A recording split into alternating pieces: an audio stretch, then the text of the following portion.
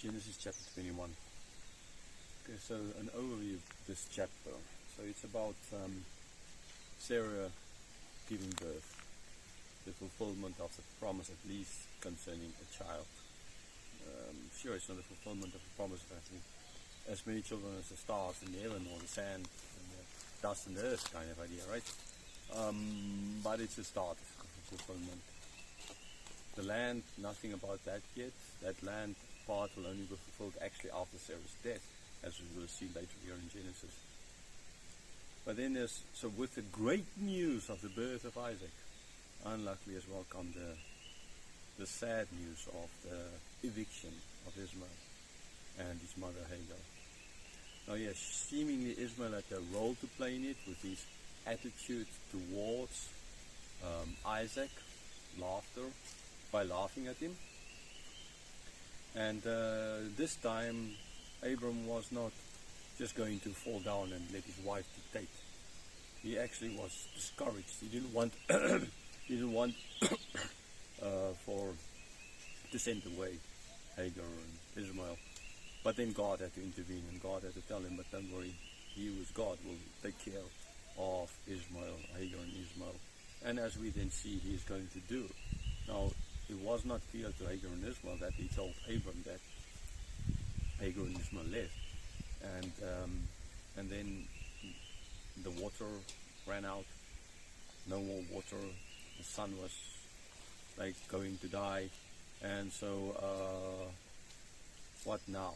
What next? And this is when the angel again said, God spoke and said that why is she crying? And God's reaching out to her, and ultimately God showing her water, right? Like there's water around here. There's a spring here, right? Water coming out, and God showing that to her, and she could drink. And as well, God giving her the promise as well that He will make nations from him, like He told her before. So with the great news comes as well the sad news. But God is in control of everything. As we can see again in this chapter, God's grace shining through. Verse 1. The Lord visited Sarah as He had said, and the Lord did to Sarah as He had promised. Right? God said He will, right? And He did. He fulfilled His word. Verse 2. And Sarah conceived and bore Abram a son in his old age, at the time of which God had spoken to him. So, as God promised, when God promised, not 10 years later, not 20 years later, a year and a couple of months later, she gave birth to Isaac, to his son. So, what we see immediately is God said, God did. He promised, He kept His word. Verse 3. Abram called the name of his son who was born to him, whom Sarah born him, Isaac. God told him this is the name of the son, laughter, sounding like, and this is then what they did. They did as God promised, as God told them. They gave the name, Abram gave him the name as God told him to do. I mean, growing up with a name like that doesn't sound too nice, but ultimately that is God's will, and so He did give him that name to remind them always, again, of the grace of God, of the miracle of God, of giving them something which seemingly seemed totally impossible. He made it possible at their age to give birth. Verse 4. And Abram circumcised his son Isaac when he was 8 days old, as God had commanded him. So 8 years old, as God commanded, he circumcised his son.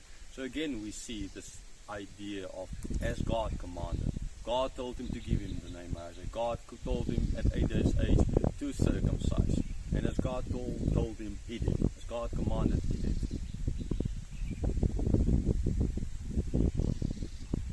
Verse 5. Abram was 100 years old when his son Isaac was born to him. And so, yeah, it's as God promised when he was 99. He promised he will have a son next year. I mean, just remember that 100 years, 100, he could have been close to 101 by the time Isaac was born, right? But he was still 100 years old. And Sarah said, verse 6, God has made laughter for me. Everyone who hears will laugh over me. And so this is what the name Isaac means, laughter. And this is what God did. So the people hearing, oh man, Sarah, an 89-year-old, a 90-year-old gave birth. Wow, I mean, that sounds totally impossible, right? But then seeing the son, and then like, okay, yeah, wow, okay, sure, you can understand why. And as we can see later on in this chapter, this is what Ishmael is going to do. He's going to laugh at them. Okay, so she knew that this is going to happen. Now, was she negative in the sense? I mean, she's longed so long for his son. So I don't think she was negative. I think she was realistic in the sense that this is going to happen. But then the thing is, when it happened, she didn't want to accept it, as we're going to see with this now. Verse 7. And she said, the Lord had said to Abram that Sarah would nurse children, yet I've borne him a son. Yes, who would have said? Who would have said that the 89-year-old can conceive and give birth to 90 years old? Who would have said that? Yes, share if you hear today of it. I mean, you will quickly check and see if it's not April the 1st. Right? That's your first reaction. That this is nonsense. It's a fool's day, right? And then you will start looking at the medical part of this. I mean, there must have been something at play or something, some medical kind of intervention, right? But I mean, we will laugh. We won't even today. We won't think, well, this is really the thing. So sure, in her days, yeah, earlier before, in the days before the flood, people gave birth at these kinds of ages. But then the people were different. Okay, this is now after the flood. This is now in the time of the patriarchs. So it's different. It's not like age-wise like us today. Although Abram still lived longer than anybody living at the moment, but still, that is still coming down. Verse 8. And the child grew and was weaned. And Abram made a great feast on the day that Isaac was weaned. Okay, so Isaac grew. So he was a baby, then he grew into a toddler. Okay, and now he's weaned, around 3 years of age when he was weaned. Right, I know in certain cultures, well, the mothers don't even give breast milk anymore. In certain instances, it's not possible. So you need to buy milk powder or to feed the baby. Okay, and then as well, you especially in Western culture, the mothers tries to go as fast as possible, get the child off a mother's milk and onto a bottle kind of idea. But in less rich countries, kind of in other countries I've been in, the mothers will still be breastfeeding their sons even after 3 years old. I've seen instances like that.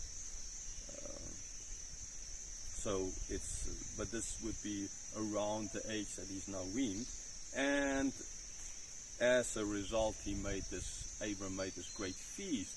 Well, yeah, he survived, right? He survived infanthood. Not lots of children did survive. Not lots of babies did survive.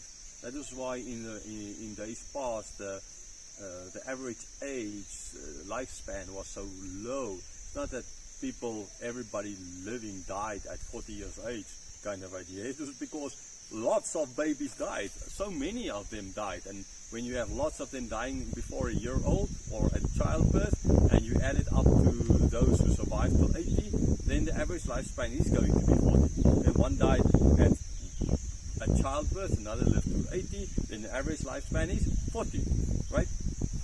So yeah, that's what people sometimes have this idea of, right, the average lifespan, so the people died all young. That's nonsense, right? So what is happening here is this feast is given because the boy survived. He survived. We're happy he survived. He is now like this age, and from now on things ought to be easier. He ought to live longer. Now this is as well kind of a connection to the verse concerning Jesus, that he grew in age and in age and in wisdom, right? Like in this case as well, the child grew, and Jesus grew in age and wisdom. Verse 9. But Sarah saw the son of Hagar the Egyptian, whom she had born to Abram, laughing. Okay, so Sarah saw, oh, this boy Ishmael, right, a teenager, by now, around about maybe 14, 15, kind of, maybe just shy of 15, laughing at Isaac. No, I mean, okay, actually at that stage, if it's 3 years after, so like then he would be closer to 17, maybe even going for 18. So yeah, sure, this is like, and she knew that people are going to laugh at this. Now Ishmael is laughing at this, and the reaction is not, oh well, I don't care, because man, I would rather have him laugh at Isaac than not have Isaac. Okay, but no, this is not what she thought. And maybe her idea is if other people laugh, that's one thing, but not the close people. Right? They are not supposed. They ought to show respect, maybe. Right? Anyhow, but again, it shows Sarah is still pretty much, unlike Abram, didn't change that much. She's still the same old Sarah. Unluckily, Abram, we can see clearly through his life how he changed, how his faith grew in God. But in Sarah's case, no, we don't really see that. Of course, again, that's not the important part. Abram is the important person, so we are clearly told how his faith changed. Because Abram is the father of the faithful, and not Sarah, the mother of the faithful. Okay, so, and the other thing in this verse is just clearly stating she is an Egyptian. Okay, remember as well earlier where God said they will go to a country where they will be oppressed. He didn't mention the name of the country, okay, but he mentioned that Hagar was an Egyptian. Here again, Hagar is an Egyptian. The people leaving the land, the promised land, Egypt, they knew that this land that God spoke about, where they will be oppressed, was Egypt.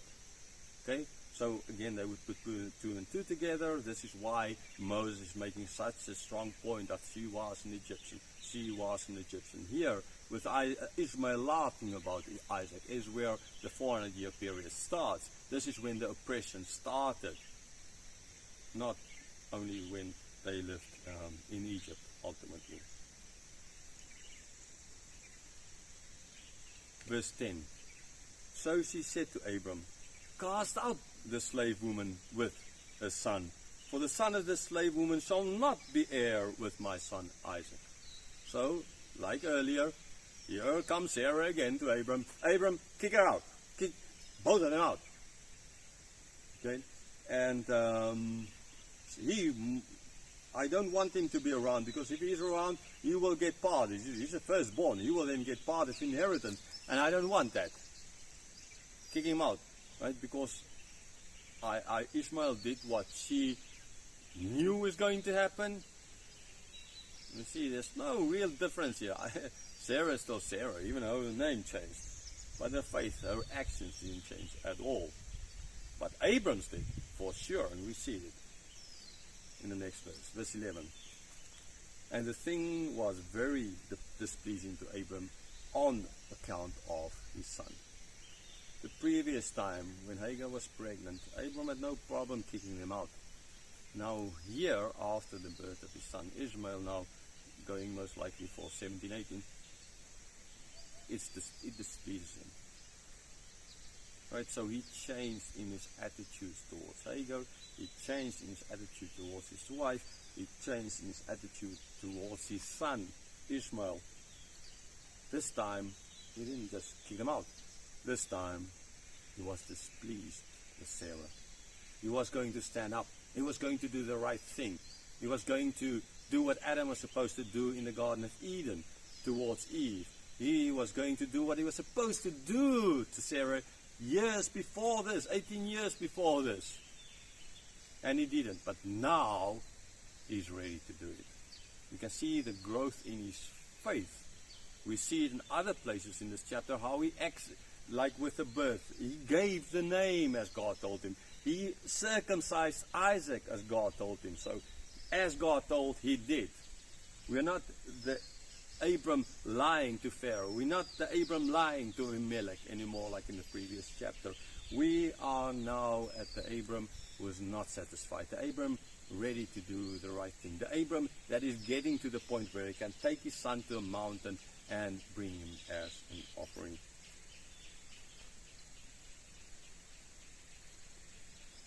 Verse 12. But God said to Abram, be not displeased because of the boy and because of your slave woman. Whatever Sarah says to you, do as she tells you, for through Isaac shall your offspring be named. Okay, so God's answer to this, to his displeasure, is not say, okay, Abram, now you're wrong. No, I mean, I'm pretty sure God was pleased with Abram, and therefore God had to tell him, okay, Abram, yes, I understand, but right, in this case, Sarah does have a point. She's doing it for the wrong reasons, right? She is doing it for the wrong reasons. We clearly see that. But the evil she intends is going to be used by God for the right reasons. Like later on Joseph being sold into slavery. The intention of the brothers evil. God's intention saving of the people. In the same way here, God sees the full picture. God sees the long picture. He sees the whole picture. And Sarah didn't. So God had to tell Abram to now actually do as his wife said, although she was wrong. Okay, so why in earlier Hagar was called a servant girl, now she's a slave woman, right? It's just in after giving birth, right? As a servant, she was a servant, but now after giving birth, then in the culture of the day, she basically now turned in status to someone else, especially for Sarah.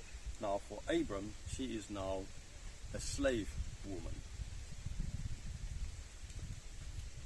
Right, and the other thing as well, God reminding him that the line will be the offspring that he has intended will go through Isaac, not through Ishmael, through Isaac, all the way to Jesus. Verse 13, and I will make a nation of the son of the slave woman also, because he is your offspring. Like in 2 chapters ago, God saved Lot because of the righteousness of Abram. Right now here, God is saying because he is your son, so again, for your sake, I will make him into a nation. God said this as well before, okay? So, God's promise, God's grace, and God then basically telling Abram, okay, Abram, it's fine, let them go. Don't worry too much, because he belongs to me. He's your son, I will take care of him. But yes, Isaac is the one through which the line will go.